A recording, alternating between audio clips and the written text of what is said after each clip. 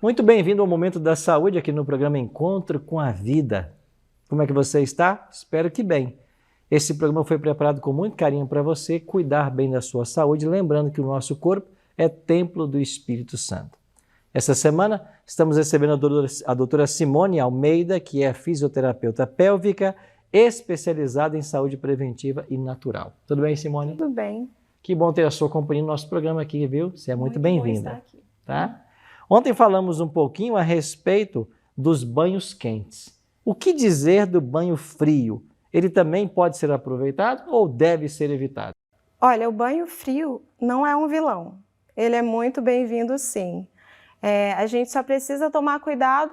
Raramente a pessoa tem muita sensibilidade ao frio. Aquelas pessoas que têm muita sensibilidade, a gente usa uma água mais neutra. Né? Mas o banho frio ele pode ser muito usado e muito bem-vindo para pessoas que têm depressão, ansiedade generalizada, a pessoa que sempre pensa lá na frente e nunca está aqui. O banho frio ele oxigena mais o nosso corpo, né? Melhora a circulação, oxigena o cérebro e ele traz esse bem-estar principalmente para doenças de saúde emocional. Então a pessoa que tem depressão, ela normalmente não quer nem levantar da cama. Sim. Né? E se ela levanta e ainda se dispõe a tomar um banho frio, olha como essa resposta vai ser interpretada no cérebro, né? Eu consegui fazer algo muito difícil e eu consigo também enfrentar outros desafios na minha vida. Inclusive tem estudos que mostram, né, como o banho frio, ele pode ser muito bem-vindo para pessoas que têm essa condição emocional como terapia de enfrentamento e reação cognitiva também. A gente toma banho todo dia, né? E o banho frio, o banho quente, na minha visão, ele é mais agradável que o banho frio, né?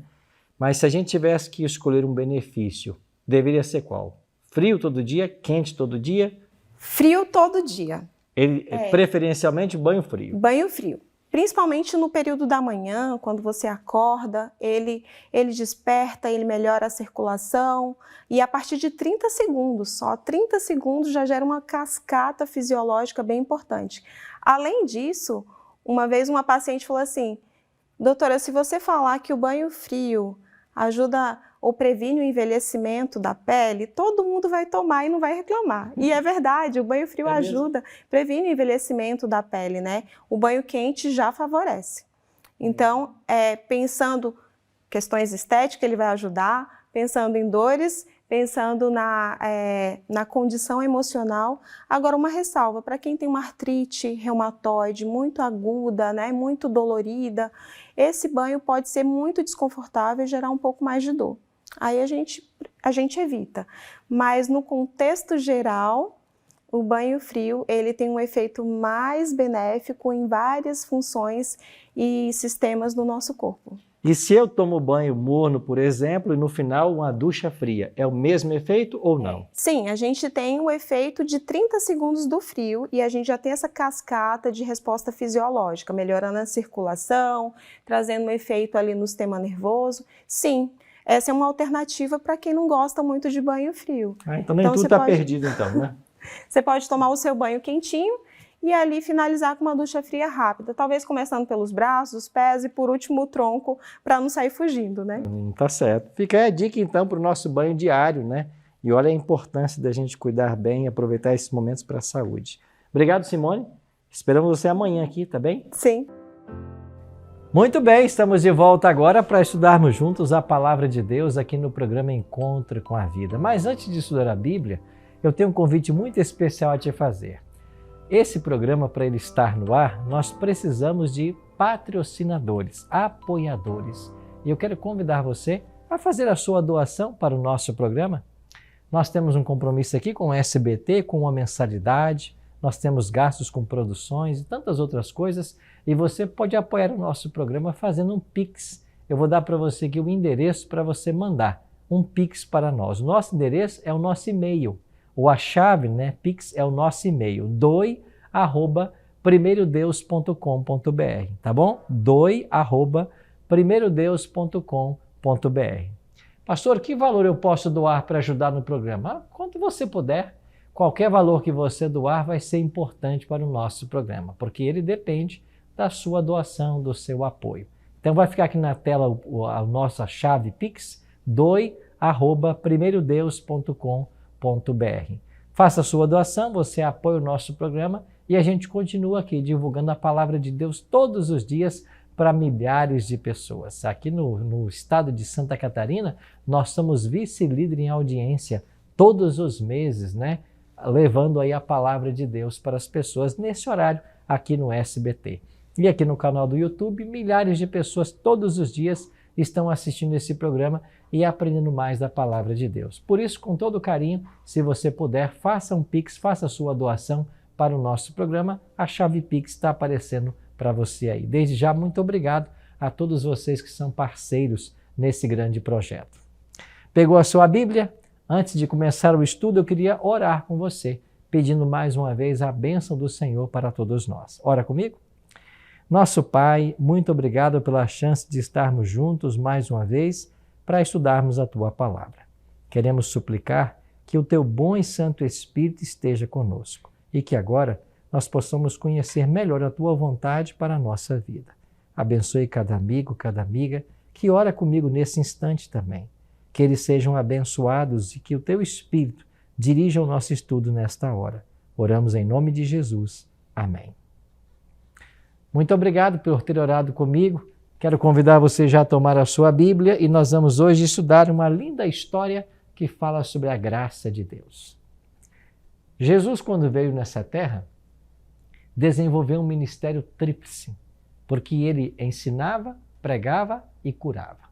O ministério de Cristo pode ser resumido nessas três atividades. Agora, Jesus gostava de pregar. E se eu perguntar para você qual era o tema predileto de Jesus, você sabe? Sabe responder? Pois o tema predileto de Jesus era o amor do Pai e a abundante graça de Deus. Esse era o tema predileto de Jesus. Lembra de parábolas como, por exemplo, da ovelha perdida? Em que Jesus vai lá, ele é o bom pastor da história, ele vai em busca da ovelha, ele arrisca a própria vida e ele encontra a ferida, ele cura suas feridas, põe no ombro, leva de volta para casa. É o amor de Deus em busca da ovelha perdida. Nós somos essa ovelha que precisa de salvação. Olhe para a história do filho pródigo. O verso mais lindo que eu gosto em Lucas capítulo 15 é quando diz assim, acho que é o verso 20 ou 21, vinha o filho ainda longe, quando o pai o avistou. Que verso lindo! O filho pródigo vinha longe ainda, era apenas uma silhueta na estrada quando o pai o avistou. Por quê? O avistou quando ele estava longe? Porque os olhos do pai nunca saíram da estrada.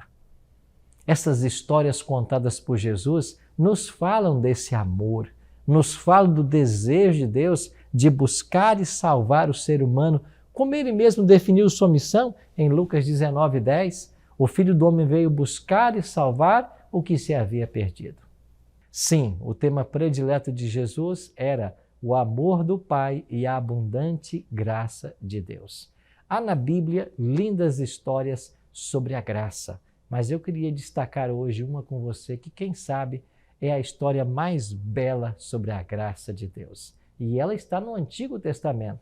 E ela aparece aqui em 2 Samuel, no capítulo 9. Se você puder, leia comigo o primeiro verso. 2 Samuel, capítulo 9, verso 1, diz assim: Disse Davi: Resta ainda porventura alguém da casa de Saul para que eu use de bondade para com ele por amor de Jonatas?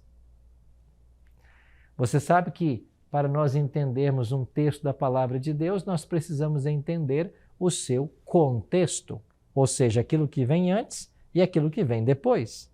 Mas preste atenção no verso mais uma vez. Eu vou ler de novo. 2 Samuel, capítulo 9, verso 1.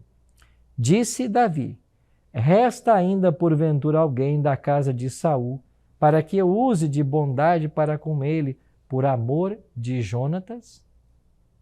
Bom, vamos então situar esse verso. Davi, ele fora ungido muitos anos atrás para ser rei em Israel.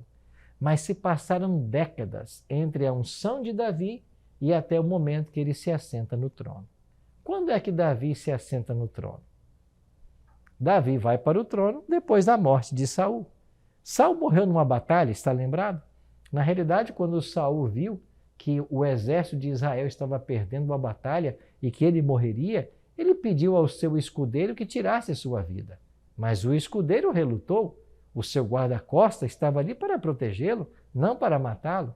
E sem opções, Saul pegou a sua própria espada, a prendeu entre pedras e lançou seu corpo sobre a espada. Tentou tirar sua própria vida. Quando o soldado, o guarda-costas, viu o que ele fizera, pensou assim, eu que não vou ficar aqui. E ele pegou e se matou. Só que quando morre o guarda-costas, Saul ainda está vivo, está agonizando. Apareceu por ali alguém e então disse, Saul, eu acho que uma amalequita, e disse, vem aqui, termina o serviço que eu comecei, eu tentei tirar minha vida e não consegui, vem aqui, termina o serviço. E esse amalequita sobe sobre o corpo de Saul, força o seu corpo sobre a espada traspassa o seu corpo e então Saul morre. Esse homem vai lá para Jerusalém e leva a notícia. Salve-se quem puder, fujam todos, porque Saul está morto, os filhos de Saul estão mortos. De fato, Jonatas também morreu nessa batalha. Salve-se quem puder. Saul morre e agora Davi vem para o trono. Quando Davi chega no trono, ele começa a batalhar contra os inimigos. E não houve nenhum general, nenhum líder de exército, nenhum soldado como Davi. Davi venceu todas as batalhas. E depois que Israel venceu todos os seus inimigos, Israel começou um período de paz e segurança. E é nesse período de paz e segurança que chegamos ao momento do verso que eu acabei de ler. Davi está no palácio real, a paz reina, e Davi se lembra de uma promessa que ele havia feito a Jonatas e também a Saul. Em 1 Samuel capítulo 20, Jonatas diz um dia para Davi assim, olha Davi, eu sei que você um dia vai ser rei em Israel. O meu pai hoje está reinando, mas eu sei que você foi ungido para ser rei, você que em breve vai se sentar no trono. Faz uma aliança comigo, quando você se sentar no trono, não se esqueça da minha descendência. Você faz uma aliança comigo, você me promete que você vai cuidar da minha descendência? E Davi prometeu. Por que Jonatas estava preocupado com isso? Porque era costume nos tempos da Bíblia, quando um rei chegava ao trono, matar todos os parentes do rei anterior, para evitar que uma rebelião acontecesse. Esta era a preocupação de Jonatas. Interessante que quando nós chegamos em 1 Samuel 24, você tem o mesmo pedido feito pelo rei Saul. É uma história interessante. Saul estava no encalço de Davi, perseguindo Davi, e Saul teve vontade de ir ao banheiro. E ele usou uma caverna como banheiro. O que ele não sabia era que Davi estava lá no interior da caverna, com todos os seus soldados. E quando os soldados de Davi viram entrar na caverna o rei Saul, que os estava perseguindo, disseram para o rei Davi, olha quem acabou de entrar na caverna, é o rei Saul. Ele está perseguindo você, ele quer matar você. Vai lá agora, mata ele, assuma o trono. Davi disse, eu levantar a minha mão contra o ungido do Senhor? Jamais. Mas silenciosamente, Davi foi até o rei Saul, pegou, quem sabe, uma faca e cortou um pedaço da veste do rei Saul e voltou para o interior da caverna sem que o rei percebesse. Quando Saul saiu da caverna e já estava a certa distância, Davi também saiu com seus soldados e disse assim, ei, rei Saul! E quando Saul se voltou, era Davi, a quem ele estava perseguindo, procurando. E Davi disse assim para o rei Saul, por que você está me perseguindo? A quem saiu para perseguir o rei de Israel? Eu não passo de um cão morto, uma pulga. Para de me perseguir. O que estão dizendo aí ao meu respeito não é verdade. Eu não quero o seu mal. E quer uma prova disso? olha o que eu tenho em minhas mãos. E sabe o que fez Davi? Mostrou um pedaço da veste que ele havia cortado de Saul. E quando Saul viu na mão de Davi um pedaço da sua roupa, ele percebeu que de fato Saul tivera a chance de tirar-lhe a vida, mas não fizera. E então o rei começou a chorar.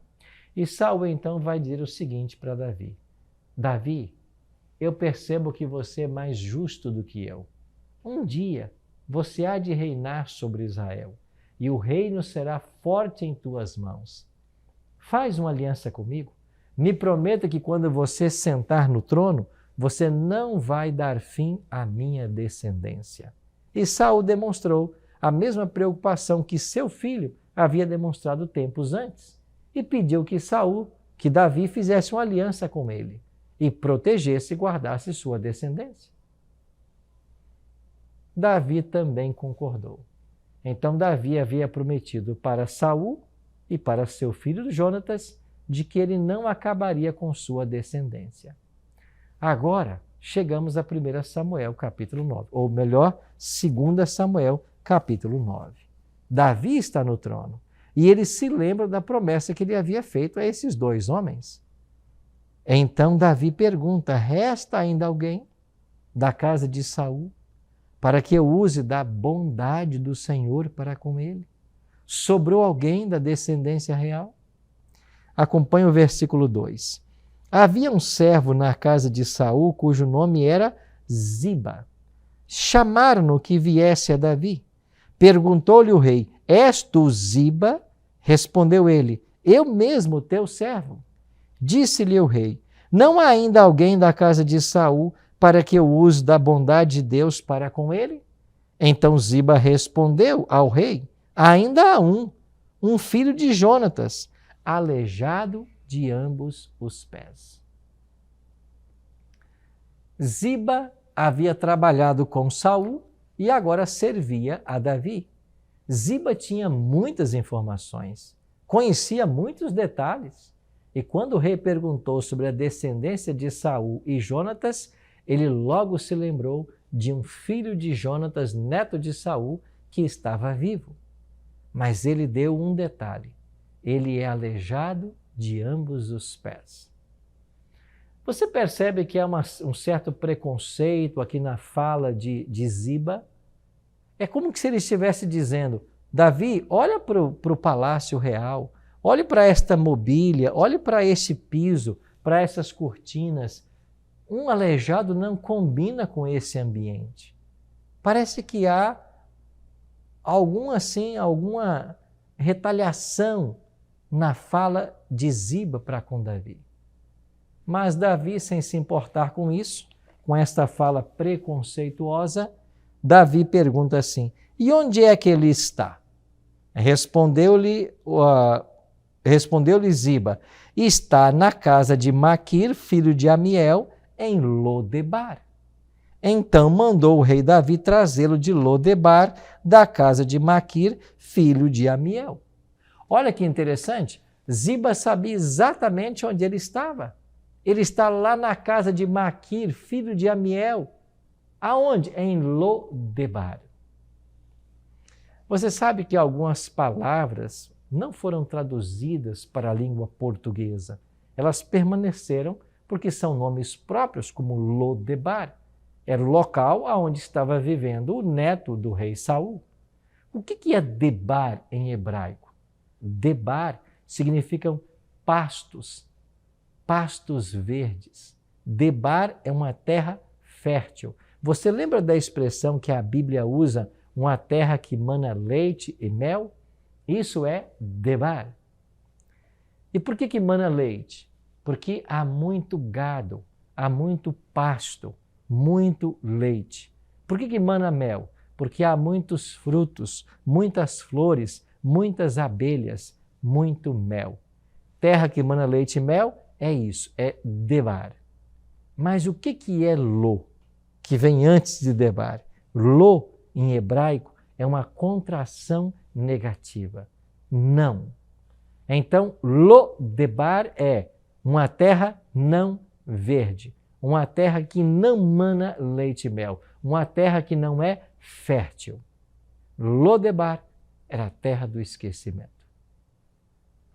Para lá iam os párias da sociedade, os fugitivos. E lá estava o neto do rei, escondido em Lodebar. O rei Davi mandou que fossem buscá-lo. Eu queria que você imaginasse comigo a cena. A guarda real indo buscar esse aleijado neto do rei Saul, filho de Jonatas. Quem sabe eu imagino que alguém bateu um dia à porta desse rapaz e diz assim, olha, sabe quem é que se aproxima? A guarda real. E ele pensou, me encontraram. Eu fui o único sobrevivente da família real e agora eles me acharam. Certamente me matarão. Este era o costume dos tempos bíblicos. O pior é que nem fugir ele podia, ele era um aleijado. Sem poder reagir, sem poder fazer nada, esse neto do rei apenas espera a morte. Sabe qual é o nome desse neto do rei? Mefibosete. E o nome Mefibosete significa um nome de vergonha. Esse garoto, envergonhado por sua história, uma vida fugindo, aleijado, sem poder ir nas batalhas, espera agora a morte. A guarda real se aproxima, entra nessa casa, quem sabe ali o grande Benaia, comandante da guarda real de Davi, tenha perguntado, você que é Mefibosete? E quando ele diz assim, sim, sou eu, ele simplesmente espera a morte. Ele espera ouvir o som, o desembanhar de uma espada e a sua cabeça ser decepada. Mas, ao contrário, é dito para ele assim, o rei Davi quer te ver. Quem sabe Mefibosete tenha pensado, o rei quer matar pessoalmente. O rei quer matar com as próprias mãos. E eu não tiro a razão dele, porque o meu avô Saul tentou matá-lo várias vezes. Talvez esse garoto tenha sido colocado, esse homem, em cima de uma cavalgadura, de um animal, e sido levado agora para a cidade de Jerusalém. Você consegue imaginar um animal trazendo esse aleijado, entrando pelos portais da cidade de Jerusalém, indo até o palácio de Davi, o palácio real, na presença do maior rei de Israel? Imagine a cena. Ali está o aleijado, suado, empoeirado, esperando simplesmente a hora da morte. Ele olha o palácio real, a casa onde seu avô morava, mas ele não tinha muitas lembranças daí. Sabe por quê? Porque quando Saul foi morto e a notícia da morte de Saul chegou ao palácio real, a babá do rei pegou esse garoto, Mefibosete, que tinha 5 anos de idade na época, e fugiu com ele para salvar-lhe a vida. Mas enquanto ela fugia, ela deixou Mefibosete cair ao chão. E por causa desta queda é que ele se tornou aleijado de ambos os pés. Agora ele volta ao palácio, não como herdeiro do trono, não como herdeiro da coroa, um sucessor ao trono, mas como alguém fadado à morte. Aí entra Davi. E quando o maior rei de Israel se aproxima e vê Mefibosete, ele faz para ele uma pergunta. És tu Mefibosete? E ele responde, sim, sou eu, teu servo. E quem sabe nesse momento Mefibosete espera agora a morte. Ter sua cabeça decapitada, seu corpo traspassado por uma lança. É o único sobrevivente da família de Saul. Mas ao invés disso, a história tem uma mudança dramática. Olha o que acontece no versículo 7. Davi diz assim para Mefibosete, não temas, não temas, porque usarei da bondade para contigo por amor de Jonatas teu pai, e te restituirei todas as terras de Saul teu pai, e tu comerás pão à minha mesa. Que mudança extraordinária. Enquanto Mefibosete esperava a morte, ele ouve dos lábios de Davi a mais linda expressão: não temas. Mefibosete, não tenha medo. Eu não vou fazer mal nenhum para você. Eu vou usar da bondade de Deus para com você. A palavra hebraica que aqui foi traduzida como bondade é hesed. Eu vou usar da hesed de Deus para com você. Você sabe o que significa hesed? Ela significa bondade, como foi traduzida pelo texto, mas o seu significado principal não é bondade. Hesed é graça.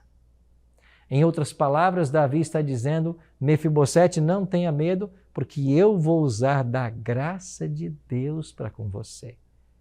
Eu não vou fazer mal a você. Eu vou restituir a você todas as terras que pertenciam a Saul. Você será uma pessoa rica. Mais que isso, o pão você vai passar a comer na minha mesa, porque a partir de agora você será meu filho. Você conhece alguma história na Bíblia mais rica do que esta sobre a graça de Deus? Alguém que estava ali merecendo a morte, alguém sem qualquer perspectiva de futuro, de repente, num instante, tem a sua história completamente mudada, o rumo da sua história foi completamente alterado. Ele agora é filho do rei, ele recebe de volta as terras de Saul, ele vai ter agora empregados. Davi perguntou para Ziba: Ziba, você tem quantos homens que trabalham na sua casa? Ziba respondeu: 35. Aí Davi diz assim: pois a partir de agora você e todos eles serão escravos de Mefibosete. Vocês vão trabalhar as terras que eram de Saul, vão plantar e colher, nada vai faltar para ele. Todas as terras que eram de Saul serão dele, mas o pão ele vai comer agora na minha mesa, porque a partir de hoje ele é meu filho. Imagine comigo a cena. Aí está posta a mesa real, Davi se assenta e nela se assentam todos os filhos do rei. Davi tinha 17 filhos. Aí vem o primeiro. Quem é ele? Salomão.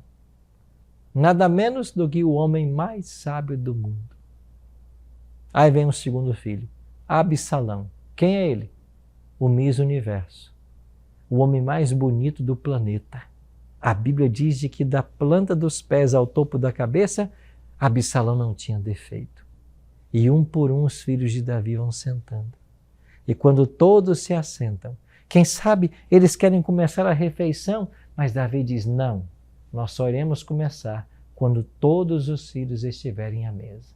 E quem sabe os filhos se olham: mas pai, todos já estamos aqui. E Davi diz assim: não, todos não, ainda falta um. E quando Davi diz: ainda falta um, ouve-se os sons surdos de uma muleta que se aproxima. Quem é? Mefibosete. Lentamente, com sua muleta, ele se aproxima da mesa.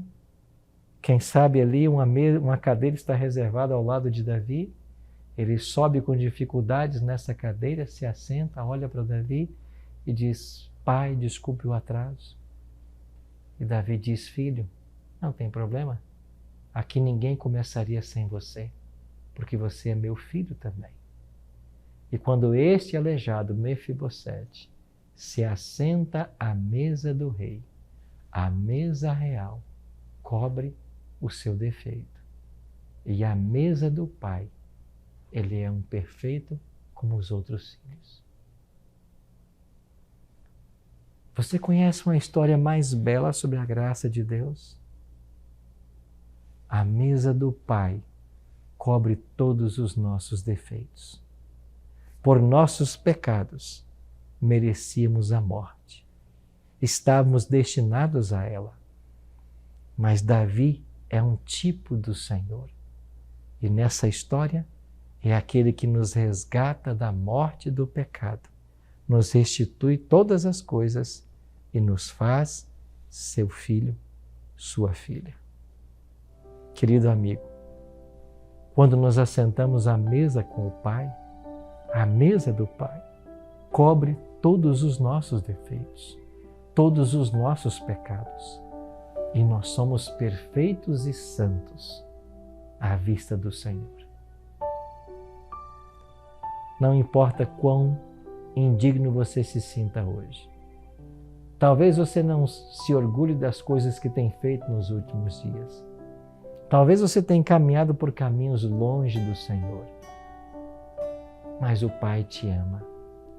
E a única coisa que pode nos atrair a Deus é compreender o quanto Ele nos ama.